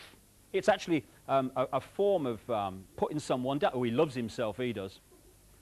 You can't love yourself. You've got to be humble. And it's kind of it's a term of praise now, isn't it? Do you know, he's ever so humble, you know, he's always putting himself down, but he loves the world. No, he doesn't. We can only love out there when we love in here, because we can't give out what we haven't got. And we are pressured all the time to feel bad about ourselves, to have a limited imagination of ourselves. Therefore, we create a limited physical experience. When I started to let this anger go and like myself, love myself, oh my goodness, call the police, my life changed. Because I started to respect my right to be me and not what other people were insisting that I should be to conform to some mythical right and wrong. And once I started having that feeling about myself, I started to attract into my life people who love me not for what they want me to be, but for what I am, whatever I am is. And that's just a reflection of the way I see myself. I am creating a different reality. Friend of mine, lovely, lovely person, and I hardly exaggerate when I say she starts virtually every sentence with the words, The problem is, though, this lady sees life as a problem. Her life is a series of problems. So I said to her, last time I saw her, what's up? She said, you don't look too happy. She said, I'm fed up. She said, I'm useless, me. She said, I'm a useless wife. I'm a useless mother. I've got no ability. I've got nothing to contribute. I'm useless, I am. Fed up. I said, well, what's brought this on now? She said, well, I'm fed up. She said, everyone's putting me down. I thought, no. You are putting you down. Your imagination of yourself is that you are useless. And this lady is surrounded by people in her life who are constantly putting her down. And she's pulled them in because she has created her imagination of herself as a physical experience. One of the great ways this works is we attract to us what we most fear, because fear is not only a great controller, the great controller of the human race, it's also the great limiter of human evolution. Because whatever the area we fear relates to, we keep out of there, don't we? I mean, we don't kind of go in there and think, oh, I'm going to sort that out. We go, oh, no, I'm going over here, thank you very much. So what we do is subconsciously bring that in so we face it and move on. When I was a kid, I was terrified of dogs, me. Terrified of them. I lived in this big council estate in Leicester. It was over here. Over here were the shops, and there was a bit of green between them. You know, like a common, you know? Whenever I walked across that common, I'm surrounded by them. Rope, jumping up at me, and oh my. And what do we say in those circumstances? Why, I'm so unlucky, me. Of all the people for it to happen to, it happens to me. I go to my mate's house. My mate had this really docile dog called Prince. I walk into his house, he takes a bit out of me coat, this thing, you know. My mates go across that green. They're not frightened of dogs. The dogs completely leave them alone. And when I'm a kid, I'm thinking, I'm so unlucky, me. Why me? Of all the people for it to happen. But what I was doing was pulling in what I most feared to face it. As a result of walking through and facing that, I'm no longer frightened of dogs. Interestingly, I say until relatively recently, the things that probably terrified me most were going to the dentist, flying, and speaking in public. And being ridiculed. Which has never happened to me, has it, in this country, you know? My worst nightmare would have been having a tooth out on a plane while making a speech to the laughing passengers. That would have done me in that. But as a result of facing all of those fears that I've just said, I don't fear any of them anymore. Because fear is our creation. It's a choice. We can choose to fear or not to fear. So this process of putting out our imagination of ourselves and pulling in a physical reflection of that is at the heart of the human experience. And the most destructive state of mind, and my goodness me, we've all been there, it's possible to be in, is poor me. The victim mentality will always reproduce the victim reality. This world is awash with victims because this world is awash with people who have been conditioned to see themselves as victims, powerless, under the control of somebody else. Therefore, they create that reality. And we've all been there, as I say, but for some it becomes like permanent squatters' rights in the psyche, the victim mentality. And it doesn't matter how you fuss around and run around someone who's in victim mode, poor me, you know, someone else is in control of my life and they must do something about it, and oh God, I'm ever so unlucky. Doesn't matter how you try to help someone like that, they'll always be in victim circumstances because the vibe they're putting out will constantly pull in that physical reflection. The change, which is why vision is so important, the change that gets the victim out of that situation is to realize there are no victims, only states of mind that perceive themselves to be victims. The moment we say, hold on a minute, hold on a little, I'm not a robot, I'm not a clone, and I am certainly not a victim. I'm in control of my life, and I'm going to get out of these circumstances that I'm in at the moment because I've created them and I'm going to get out of them. At that point, the vibe changes. So what it pulls in changes. Suddenly, people get bits of luck, and amazing coincidences happen. You'll never guess, mate. It was ever so lucky. That guy came into my life at just the right time and helped me get out of that circumstance. I couldn't believe it. Not luck at all. Creation by a changed state of mind. So if we are creating our own reality by our imagination of ourselves, this is at the heart of how all that I talked about in the first half actually has been created and is allowed to continue. What are we bombarded with throughout our lives? Messages about limitation, about the fact that we can't do this, and I can't, I could never mentality. A fear of experience, because so much experience is denied to us by people saying, you can't do that, you shouldn't do that. Religion has bombarded the psyche with born sinners. Great start in life, that, isn't it? So we're constantly being hit by this sense of limitation. I can't, I could never, I'm frightened to. So we have a limited imagination of ourselves. I remember I was brought up on this big housing estate, and I was kind of conditioned to believe that because I was like working class, that my life was basically sorted. Because there were two types of people in the world. There was us and there was them. And as I was an us and not a them, that was fundamentally important and at the heart of where my life would go. I was born working class and I'll always be working class. Not planning to evolve then. No, all right. Limitation, limitation, limitation. And it manifests itself in this great line. The ordinary man and woman in the street. I don't know about you, I have never in my life met a single ordinary man or woman ever. All I meet are extraordinary people. But we are conditioned to see ourselves as ordinary. Ordinary man and woman in the street, I got no power. Therefore, we play that part. We read that script. We act out on the movie of life, this three-dimensional holographic movie we're part of here in this three-dimensional world. We play the part. And therefore we live that reality. Limitation of I can't, I could never, I'm ordinary. So we set up the circumstances in which those who see themselves as ordinary can be manipulated by those who realize the game. What I've sort of seen in this hassle-free zone that I talked about at the start, the hassle-free zone is also a pyramid. I was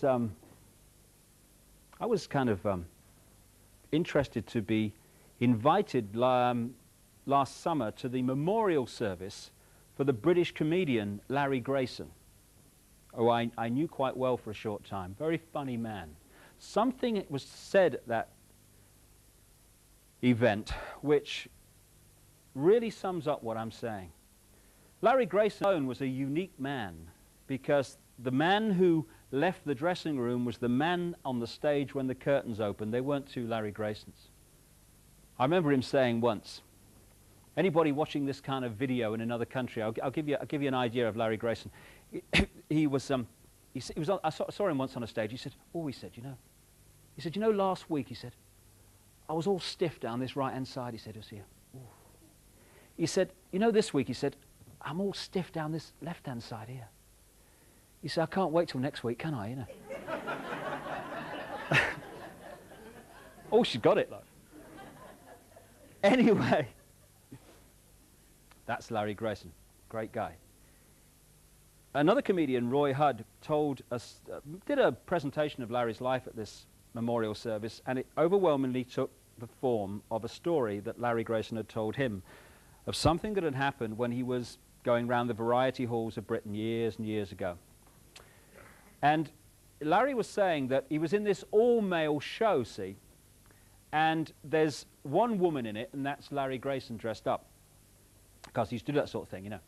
And he said the producer of this show, he says, was very patriotic, he said.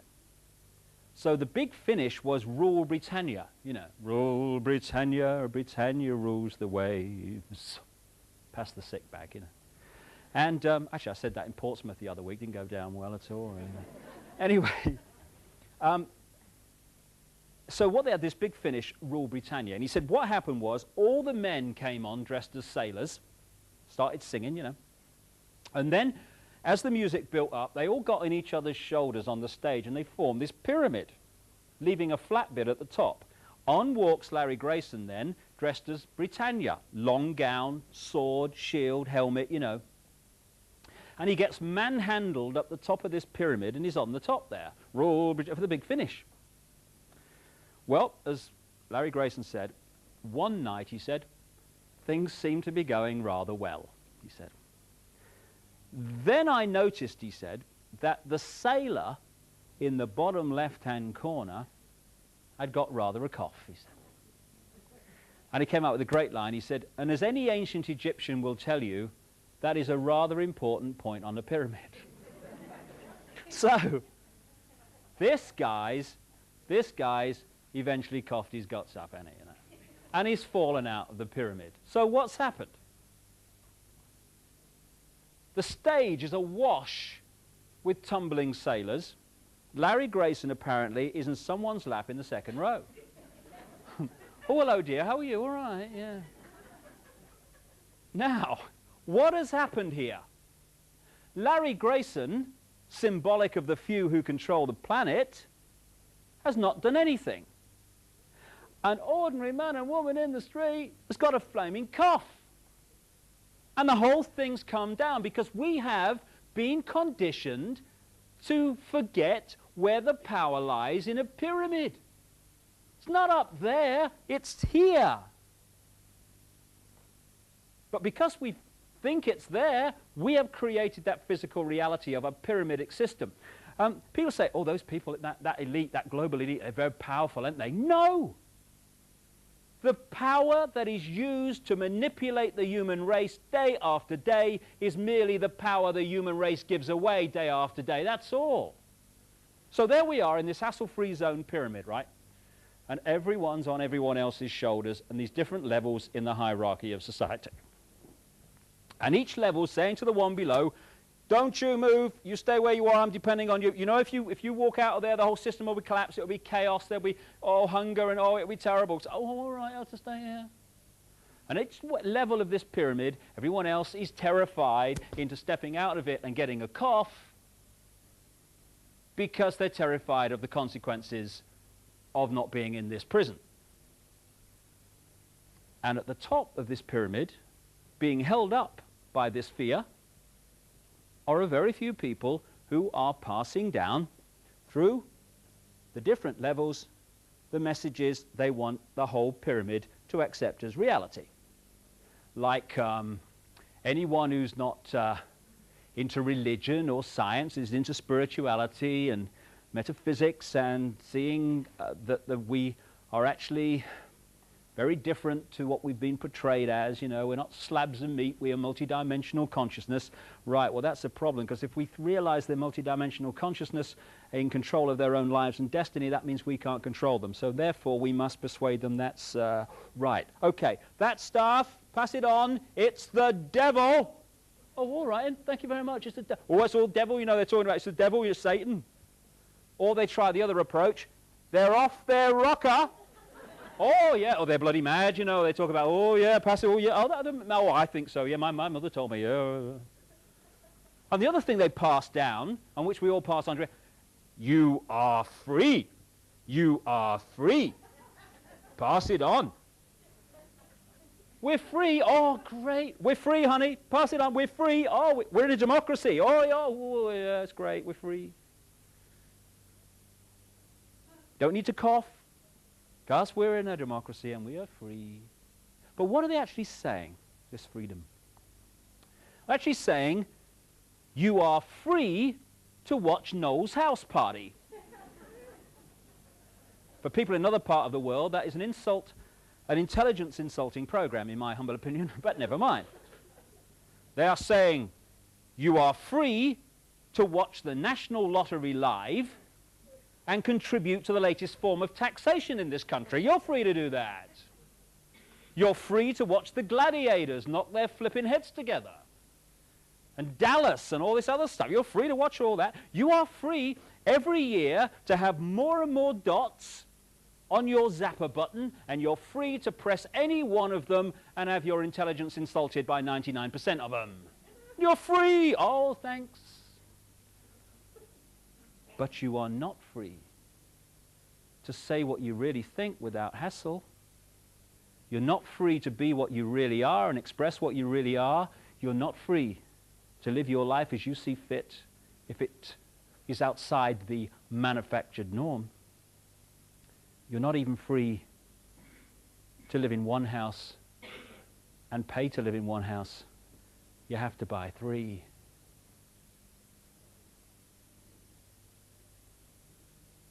Three things for me would change all that I've talked about tonight and make it impossible, and would turn this prison into a paradise. It doesn't take one new political ism, not one smoke-filled room, not one terrorist freedom-fighting organization, what a contradiction in terms, to change this world to a paradise. It just takes each of us to be who we really are and to express that uniqueness. It needs us to get a cough and step out of this nonsense. Those 3 things are to respect our own right to be unique and to express that uniqueness. Crucially, to respect everyone else's right to be unique and express their uniqueness. And thirdly, that no one ever seeks to impose what they believe on anyone else. At that point, we'd have a great explosion of human potential being unleashed from the prison of fear where it's spent so long. But because no one seeks to impose what they believe on anyone else, free will is not denied. Once we respect our own right to be unique, we cease to be a slave to imposed thought and behavior. Once we respect everyone else's right to be unique, we cease to be a police force of the hassle-free zone and all the other slaves. And if we don't seek to impose what we believe on everyone else, no one's free will is denied. And what a difference that would make. If you take the symbology again of the herd of sheep. Hundreds of sheep across that hillside. Farmer arrives in the pickup truck, gets out, stands there on the stick, wagging the eyelids. 1 or 2 or 3 of the sheep start to walk towards him. But now, the sheep mentality is very different. The other sheep are not following the one in front. They're celebrating their uniqueness. They're following their heart. They're expressing who they really are. So they're saying, that's interesting, old Fred and Ethel sheep going over to that bloke on the stick, that's interesting. Do you know they do that every day at the same time? Very strange. But me, no, my heart, this is right for me. I'm going over here. I'm told it's ever so good, you know. There's a lot to learn over there, a lot to experience. That's where I'm going. And the other sheep says, oh, that's good. I'll have a word with you later, see what went on. But I'm going there, and I'm going there. What on earth does the farmer do? Because now it is mayhem from his point of view. Because the bar mentality has disappeared. And all the other sheep are saying, you have every right to go over there. As long as you don't interfere with me, that's great. Same with you, same with you. So the farmer might, at that point, symbolic of this global clique, he might then fall back on Old Faithful. We'll frighten them to death. Get them flipping sheepdogs out. Row, row, row, row. And now, the same sheep that are expressing their uniqueness, because they're now in their own power, and they know that they are infinite in their power, because there are no ordinary men and women in the street, just extraordinary people. Because they're in their power, they realize that fear is their creation. And fear may be stimulated out there, but we choose whether to fear or not. Nobody else. It's just a choice. Everything's just a choice. So it's, excuse me, go and have a bowl of water or some dog food or something on your way, not interested, not going to be frightened into conforming to what you say I should be. All that's happened in that example is that the sheep have let go of fear. They have let go of fearing being what they are, unique. And the whole situation has changed. And if you bring that into the human experience, everything that I've talked about tonight becomes impossible once we express our uniqueness and stop condemning everybody else for expressing their uniqueness because it differs from what we think they should be doing. And for me, we are the front of the snowplow generations here. There is a global awakening going on that's changing the nature of people's perceptions of life. You know, when I look at people, I see them standing symbolically in an eggshell. Inside the eggshell is that very narrow area of our consciousness that we actually operate on in this three-dimensional world. And that very narrow area, first gear as I call it, is a doddle to manipulate by messages hitting us through the eyes and the ears constantly. Outside of the eggshell is our multidimensional consciousness, not some other external entity, our own multidimensional I going on into infinity. An infinity of love, understanding, wisdom, knowledge. Because, you know, people say you have to seek enlightenment. I don't agree with that. Enlightenment's never gone away. Enlightenment is sharing exactly the same space as ignorance. It's just on a different vibration, that's all. What I feel, my view anyway, we need to do is not seek enlightenment, but remove the barriers that are keeping enlightenment out. And that is the eggshell. An eggshell made up of fear, guilt, resentment, lack of self-esteem, I can't, limited imagination of ourselves. Fear. And when that starts to crack, and it's cracking for more and more people, multidimensional self starts to get access to reconnect with first gear self. And at that point, we start to perceive ourselves and life very different. Symbolically, I feel that what's happening is there are vibratory changes going on around the planet as a natural course of human evolution, which are cracking this eggshell, this low vibrational energy that is our prison. And so the light, if you want to call it that, the multidimensional self, the infinite self, is starting to get in and reconnect with this self. Suddenly, and I get 2,000 or 3,000 letters a year now from people of all walks of life, increasingly from around the world, and the same experience is being experienced by all these different people. And that is, they're saying, I'm seeing myself and the world very differently. Why haven't I seen it before? It's so obvious. Because now the eggshell's cracking. And it's not first gear that's making the perception process in this world.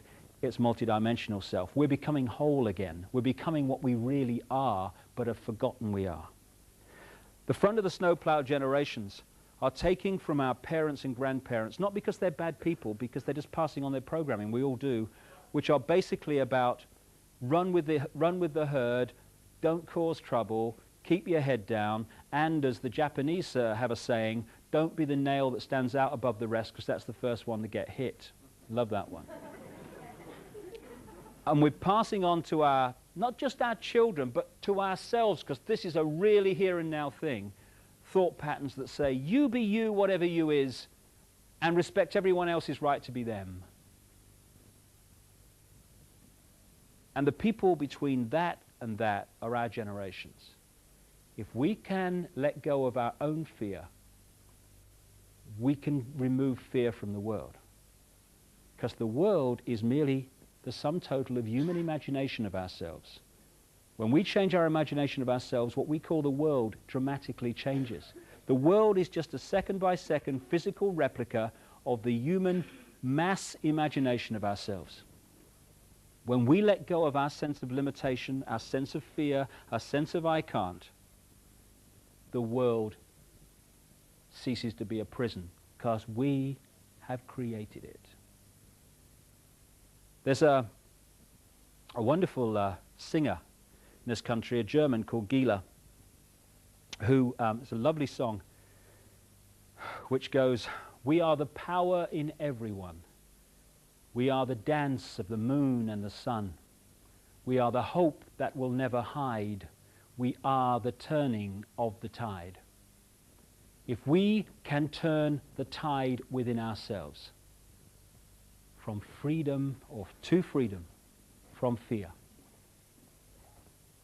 then we turn that tide outwardly in the planet. And all it is, like everything else, is a choice.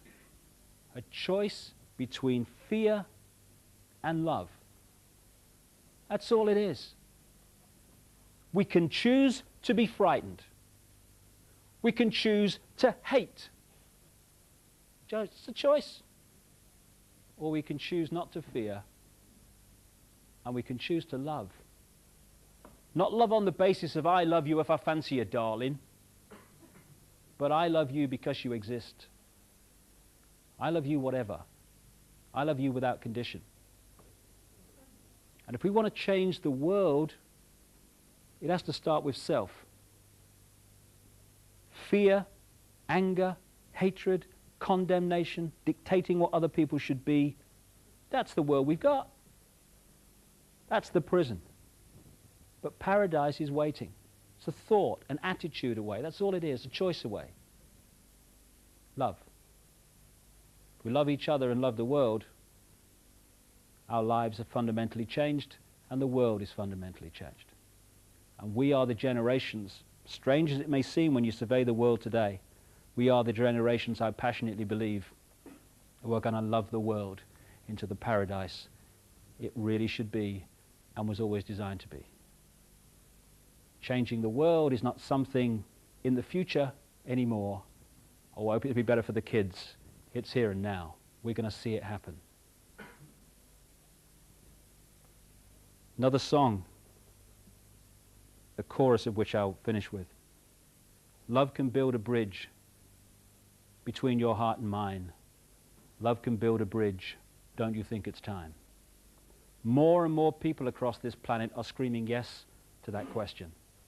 And we are the generations who are going to love the world to a paradise. Thank you very much.